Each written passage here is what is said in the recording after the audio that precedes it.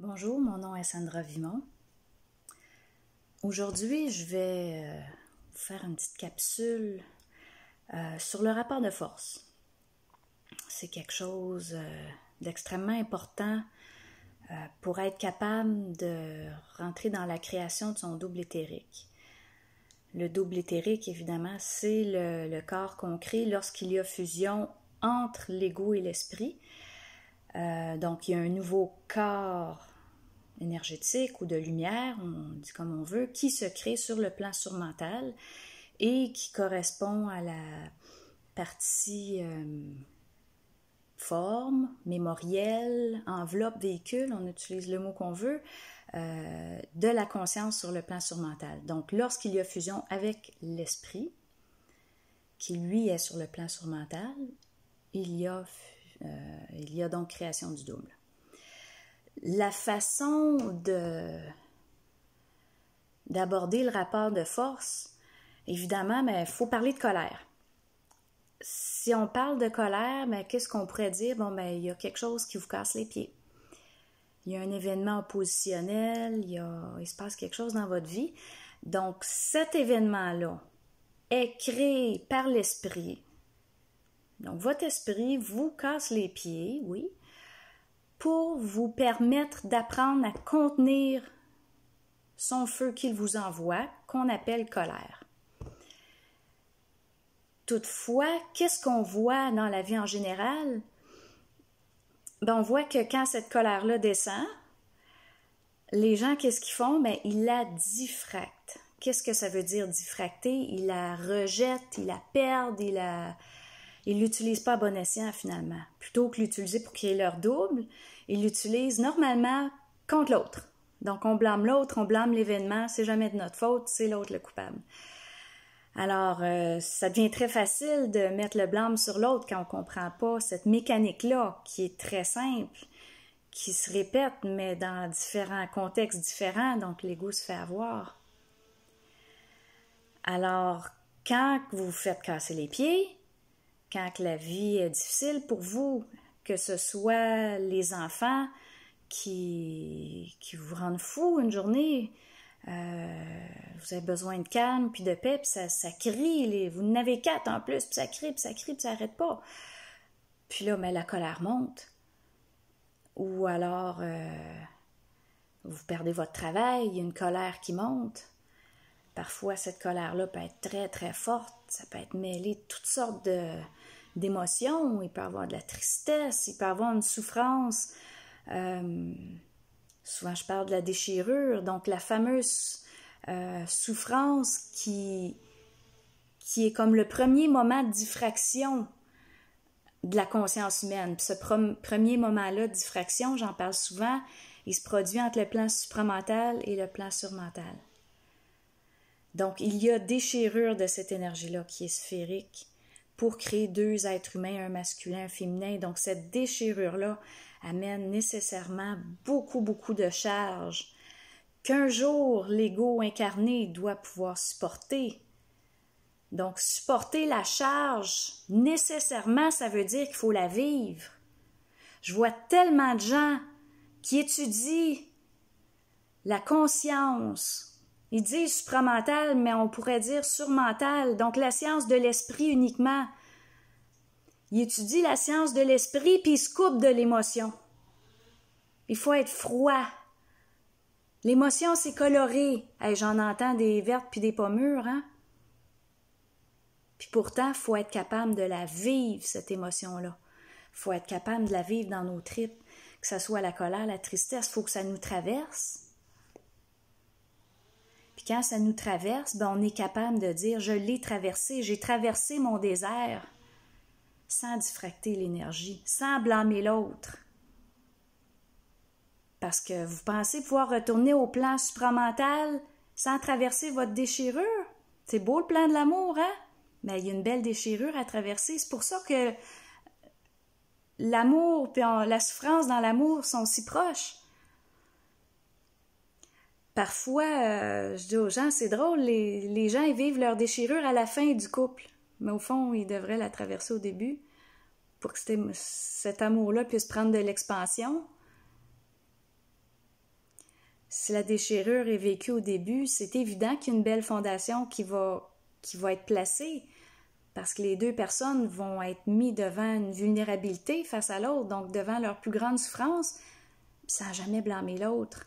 C'est ce qu'il y a de plus beau dans un couple. C'est là qu'on peut parler vraiment d'un couple, on pourrait dire un couple nouveau, plutôt qu'un couple qui remâche la même gomme depuis combien d'années. Donc, quand justement ces événements-là positionnels, difficiles, viennent dans votre vie, ben c'est d'être capable de rentrer dans l'émotion. Si l'émotion inclut de la colère, s'il y a une certaine forme de contestation en vous, mais cette contestation-là ne doit pas servir à blâmer l'autre. Il faut que l'ego regarde son esprit puis qu'il lui dise « j'en ai assez ».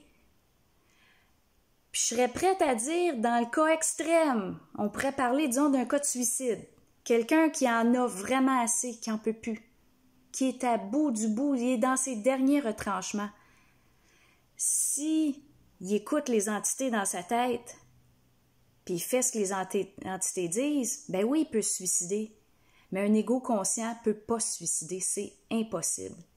Par contre, la tension qu'il vit à l'intérieur est quand même réelle. La souffrance qu'il vit est réelle. Puis il va être capable de dire à son esprit « j'en ai plus rien à foutre de ta vie de merde ». C'est ça un ego qui est en rapport de force. Puis il va dire à son esprit « ben si c'est ça que tu prépares pour moi, elle ne m'intéresse pas ce vie-là, viens me chercher ».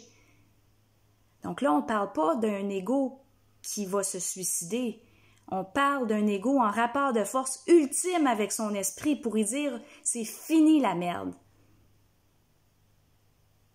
Parce que ça va faire que la merde va finir demain, après-demain, dans un mois, dans un an, dans 10 ans, mais ça, c'est l'esprit qui décide en fonction d'où est-ce qu'il veut vous amener dans votre conscience. C'est l'esprit qui décide. L'ego, il a bien l'impression de décider. Il a l'impression de décider parce que toutes des choses qui viennent vers lui dans sa tête. Mais ultimement, quand il se produit une fusion entre l'ego et l'esprit, on peut dire l'ego, il rentre dans l'énergie de l'esprit, donc il est vraiment en pouvoir dans son énergie, en puissance, parce qu'il est dedans. Il essaie pas de la fuir.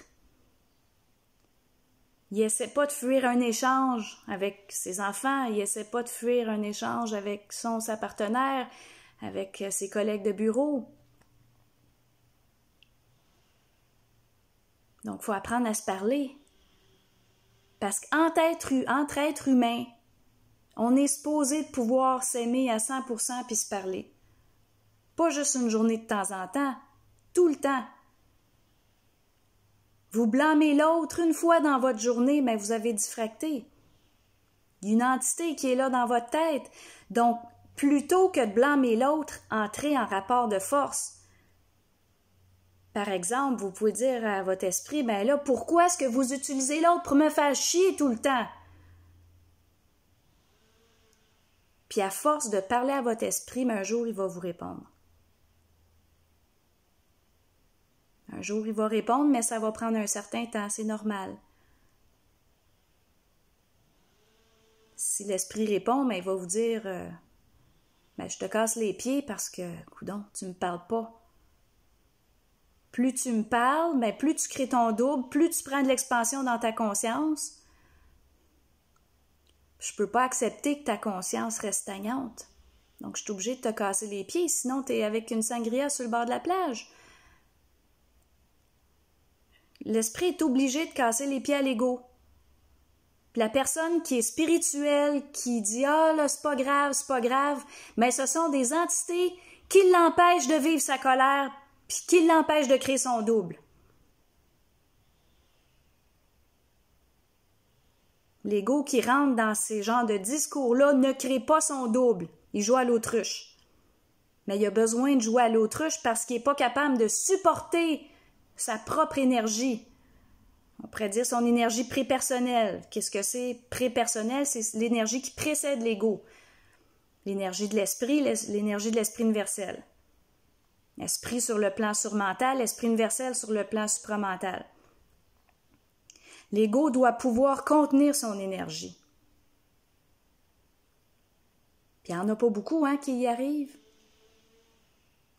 On se compare aux autres puis on se console. Mais au lieu de se comparer, il faut commencer par se regarder. Regardez à chaque fois que vous diffractez. Regardez à chaque fois que vous blâmez l'autre au lieu de l'aimer. Facile de blâmer l'autre, hein? Puis à chaque fois que l'ego, il s'empêche de vivre son émotion, ben il diffracte encore. C'est beau, beau, beau. Puis disons que dans le domaine de la conscience supramentale, comme je disais tantôt, c'est fréquent, hein? Les gens, ils n'ont pas compris. Ils pensent qu'il faut que ce soit des automates, des robots, des clones. Ben non, je ressens pas, je me coupe. C'est trop coloré. C'est quoi la coloration dans la tristesse, à part la traversée de sa déchirure pour rentrer dans un plus grand amour? Ben, des choses qui n'ont pas été comprises, hein? C'est comme si les entités surmentales dénaturent l'ego qui connaît seulement la science de l'esprit. On n'a plus le droit de pleurer, on n'a plus le droit de ressentir. Qu'est-ce qui arrive? Ben, il se fait une carapace, hein? On pourrait dire une carapace autour du cœur. Je me fais dire par des gens autour d'eux, il est froid, j'arrive pas à y parler. De la belle conscience, hein? Les gens dans le supramental, ils se font la guerre plus que jamais. Allez dans les forums, vous allez tout le voir. C'est beau quand même, hein? Faire la guerre comme ça. Tout le monde veut avoir raison. Personne n'est capable d'avoir la vibration pour unir les réalités. On est dans le pour et contre. J'ai raison, t'as tort. Je veux te convaincre. Hey! Donc, quand je vois ça, parfois ça m'attriste. Parfois je me sens très seule dans ma conscience. Parfois ça me met en colère aussi. De voir jusqu'où ça va le mensonge. À quel point que c'est difficile pour les gens de le voir. Les gens se font piéger.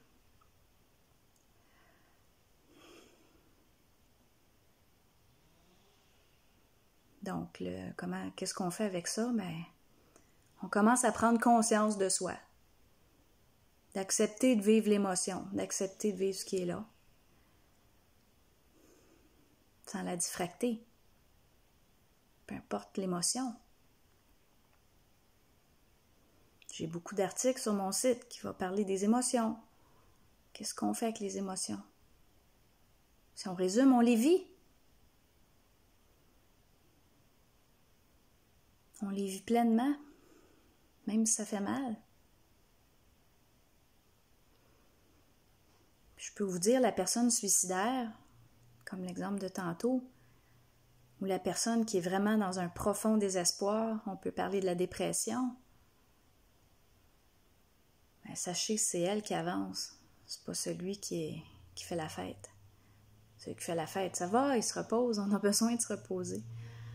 Ça fait partie des besoins de la vie. Sinon, on virerait fou, hein?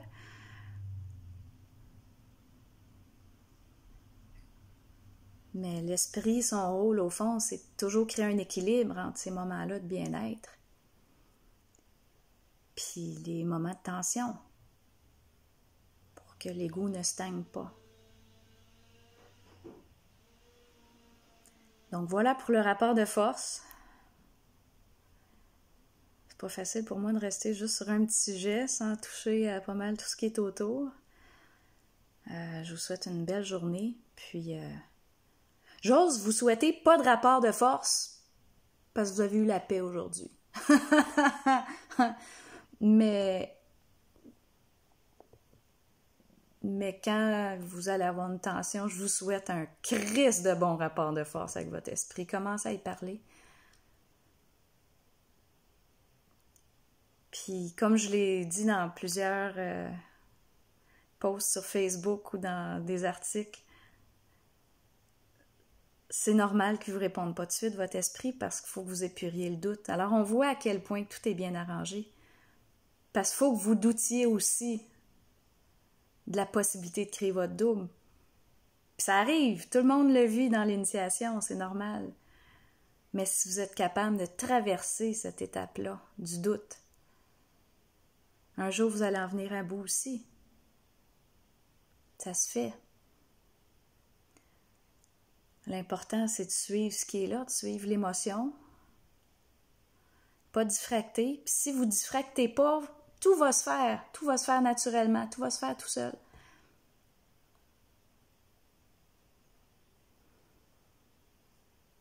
Alors sur ce, bonne journée.